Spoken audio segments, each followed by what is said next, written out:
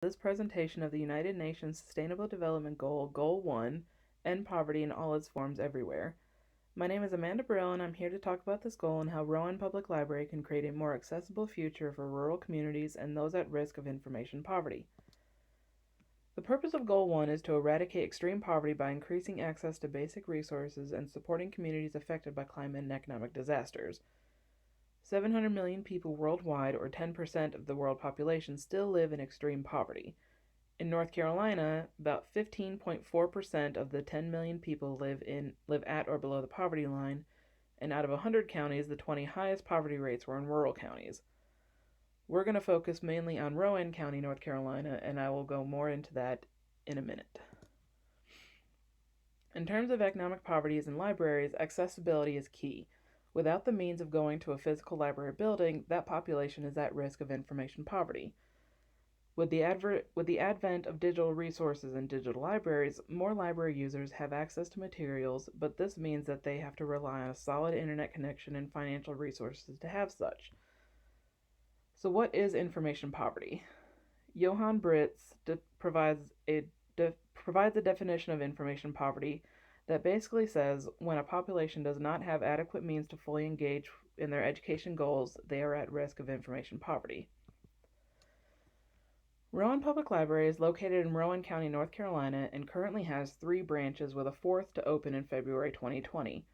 With 140,000 residents, a quarter, or 34,000, living in the city of Salisbury, this means the majority of library users rely on the smaller library branches for their information needs.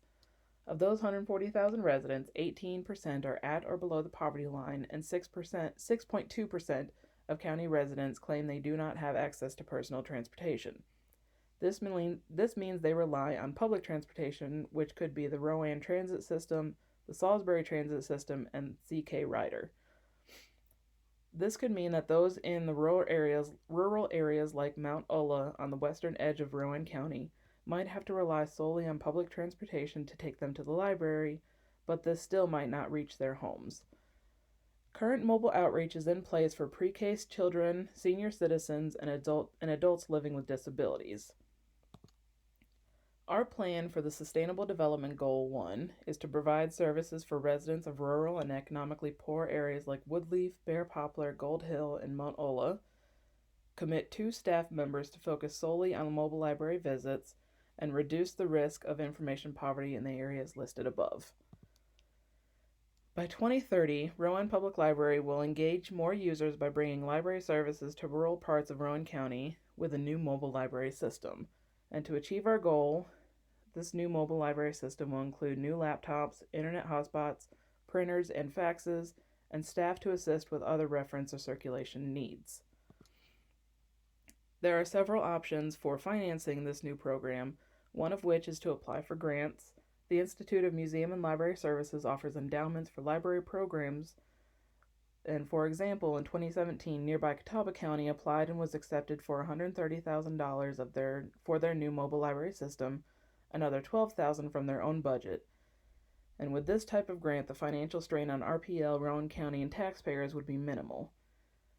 The other option is fundraising efforts. Making a new mobile library system a goal for RPL, plans to allocate funds and raise money through fundraisers and community efforts is another option. This would mean that all financial obligations are on the library, Rowan County, and/or taxpayers. The following is a list of local politicians, businesses, and assistance entities who would need to be and stay informed about the program as it progresses. Rowan Helping Ministries, for example, is a nonprofit shelter for men and women, and they would be a good partner for when the new mobile library is launched. The job assistance professionals at NC Works, Goodwill Career Connections, and Rowan Cabarrus Community College would also be acceptable partners.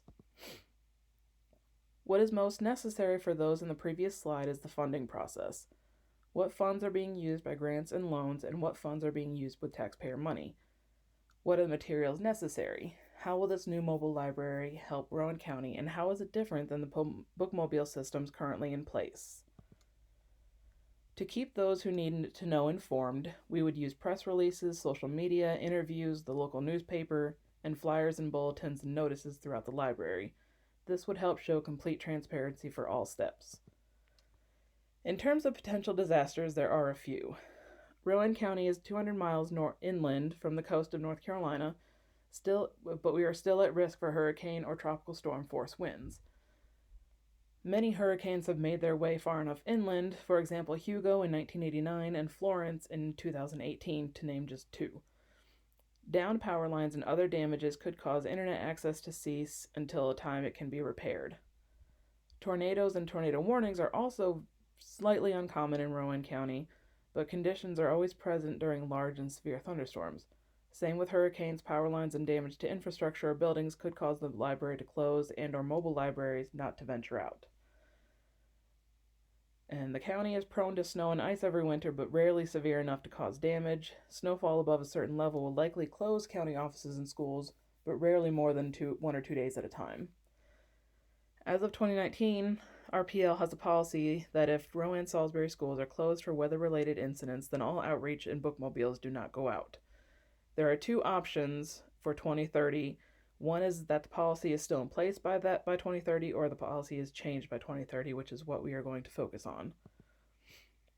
To make sure all library and mobile library services have little to no disturbances in site visits, the RPL should implement a new policy for weather-related issues. These include, but are not limited to, allowing sites to reschedule their visit for the next day, for the next available day, preferably within the same week as the original visit, have backup staff members to take the mobile library to the designated site if the original staff members are unavailable, and keep in contact with site representatives where necessary and make sure no one is taking any unnecessary risk to attend a mobile library site visit.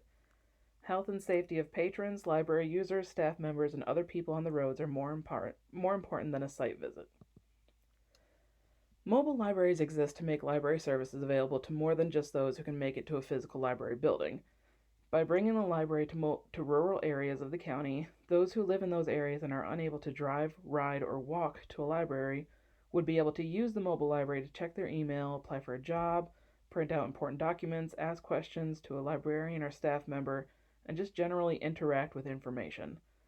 Pictured on the left is the current children's bookmobile bus for Rowan Public Library, and pictured on the right is a Library to Go van from Catawba County, North Carolina. This van travels to the county and sets up elaborate library and reading nooks for people of all ages. Our goal is to do even better and create a mobile library where residents of all ages can get the work they need done, regardless of ability to reach the library building.